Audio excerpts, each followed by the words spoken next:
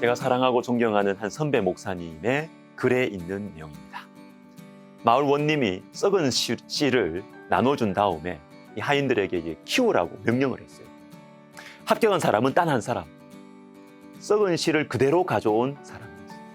이게 성공이다. 사랑하는 사람이 나에게 준 반지, 그것 외에 무수한 반지를 손에 낀 여인이 있다면 그는 부정한 간부다. 고난의 시간에는 고생하는 것이 성공이다. 고난의 핏잔을 마신 예수님을 과연 누가 실패자라고 말하는가? 안중근 의사의 노모가 감옥의 아들에게 전한 말이 있다. 너는 늙은 어미보다 먼저 죽는 것을 불효라고 생각하면 안 된다. 너는 항소하지 마라. 나라를 위해 이에 이르렀으니 땀만 먹지 말고 죽어라. 아들이 살아남는 것이 성공이 아니야. 많이 가지고 높은 자리에 가는 것이 반드시 성공이 아닐 수 있다. 여러분, 썩은 씨는 싹 틔울 수 없어요. 그대로 가져오는 것이 사람에게는 실패한 것처럼 보이지만 그게 성공이에요. 여러분, 가장 중요한 것을 지키십시오.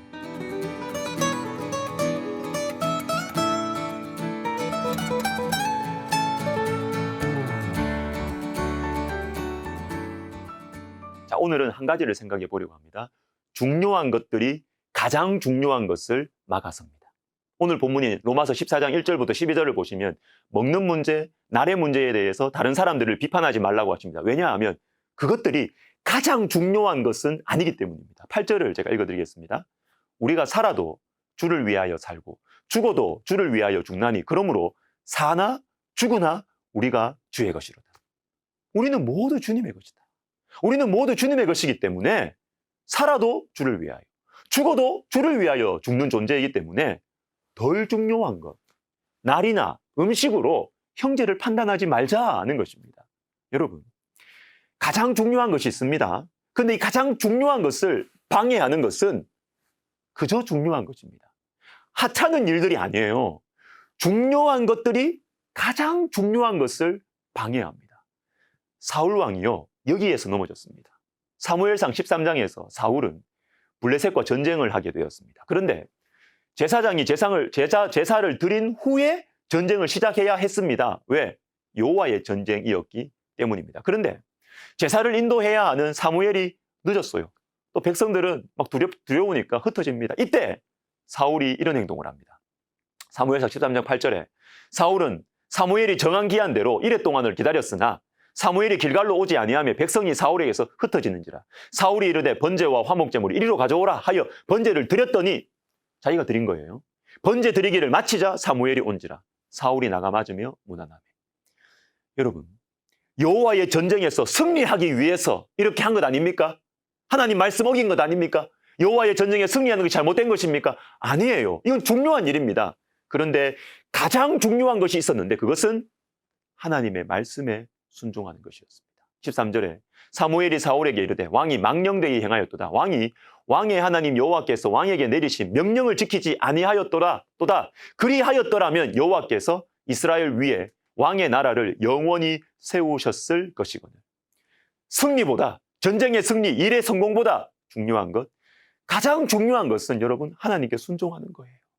초대교회의 지도자들이었던 사도들도 사울왕과 같은 잘못을 범할 뻔했습니다. 사도행전 6장 12사도가 모든 제자를 불러 이르되 우리가 하나님의 말씀을 제쳐놓고 접대를 일삼는 것이 마땅하지 아니하니 형제들아 너희 가운데서 성령과 지혜가 충만하여 칭찬받는 사람 7을 택하라. 우리가 이 일을 그들에게 맡기고 우리는 오로지 기도하는 일과 말씀 사역에 힘쓰리라 하니. 기도와 말씀에 힘쓰리라.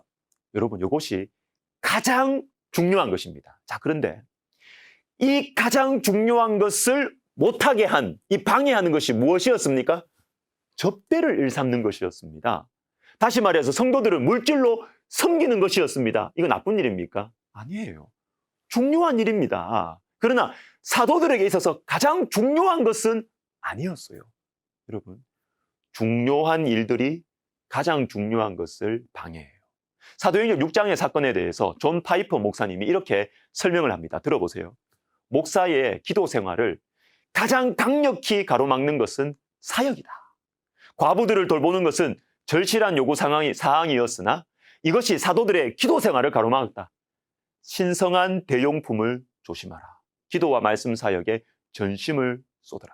여러분, 신성한 대용품을 조심하라. 세속적인 대용품이 아닙니다.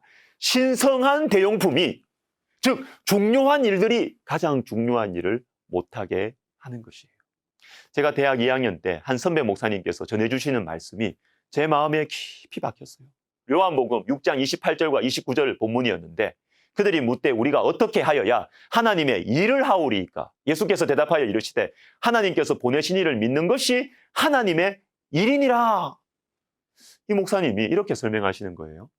28절에 나오는 하나님의 일, 29절에도 하나님의 일이 나오는데 28절에 하나님의 일은 복수명사고 29절에 나오는 하나님의 일은 단수명사라는 것입니다. 즉 사람들이 예수님께 이렇게 물었다는 것이죠.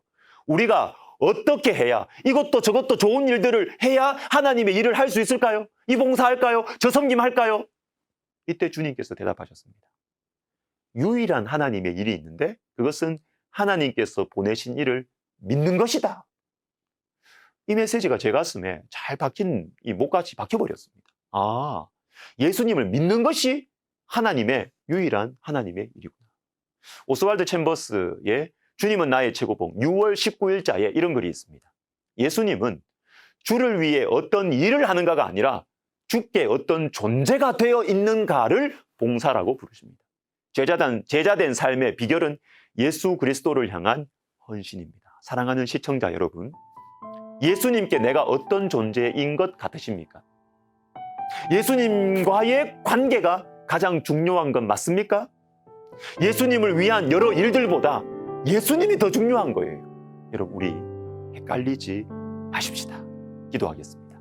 하나님 아버지, 주님과의 관계, 주님의 일들보다 주님과의 관계에 가장 많이 우리가 집중할 수 있는 지혜로운 신앙 우리에게 허락하여 주옵소서.